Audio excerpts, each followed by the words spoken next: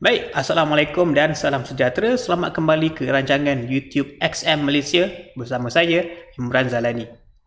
Jadi, pada video kali ini kita akan berbincangkan tentang satu indikator yang dapat menggambarkan pergerakan indeks S&P 500 dalam jangka masa yang terdekat. Maknanya, ia dapat menggambarkan pergerakan yang akan berlaku di masa hadapan. Jadi, apakah indikator yang istimewa ini? Ianya digelar sebagai Index Volatility ataupun VIX. Jadi bagaimana satu indikator dapat mengira pergerakan masa hadapan? Rasanya ialah kepada cara pengiraannya. Index Volatility ataupun VIX dikira dengan menggunakan kontrak option Index S&P 500. Dia menggunakan kontrak option ini dan kontrak option ini mempunyai tarikh luput jangka masa yang terdekat. Dan hasil kiraan ini akan menghasilkan proyeksi sebanyak 30 hari ke hadapan untuk jangkaan volatility index S&P 500. Dan dengan melihat kepada keadaan proyeksi volatility index S&P 500 ini, seterusnya ia dapat memberikan gambaran kepada pelabur tentang keadaan sentimen pasaran. Adakah pasaran semakin panik? Adakah pasaran mula kembali ke keadaan normal?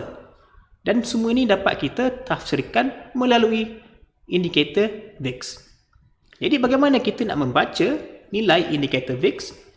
Pertama sekali kita kena fahami hubungan antara volatility dengan pergerakan harga.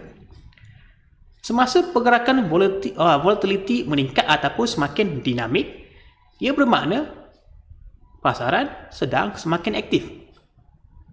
Dan VIX juga sering dikaitkan dengan sentimen ketakutan pelabur. Ia juga dikenali sebagai Fear Index, di mana ketika nilai VIX sedang meningkat, kita dapati pasaran sedang menurun.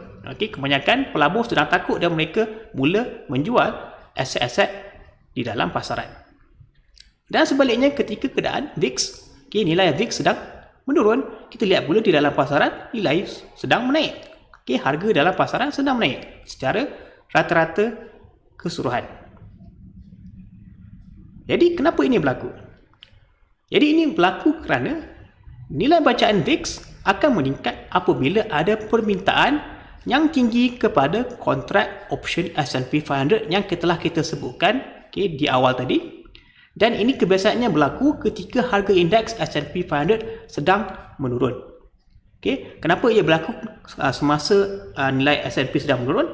Kerana pada waktu itu, peserta pasaran indeks yang rata-ratanya adalah bullish, mereka akan segera membeli option put untuk melindungi portfolio mereka. Dan sebaliknya, ketika harga indeks S&P 500 sedang meningkat, permintaan kepada option put pula sebagai pelindungan sedang berkurangan. Dan ini akan menyebabkan nilai indeks VIX tersebut pun menurun. Dan melihat kepada sejarah pasaran kewangan, hubungan ataupun korelasi antara VIX dan juga indeks S&P 500 adalah sangat konsisten. Jadi kesimpulannya adalah dengan menggunakan indeks VIX, pedagang, pelabur institusi ataupun pengurus hedge fund dapat menguruskan dana mereka mengikut perubahan sentimen di dalam pasaran. Seperti yang ditunjukkan di dalam data sejarah, hubungan antara volatility dan pulangan pasaran saham adalah berkorelasi negatif, di mana ketika saham naik, volatility menurun. Dan sebaliknya, ketika saham turun, volatility dilihat menaik.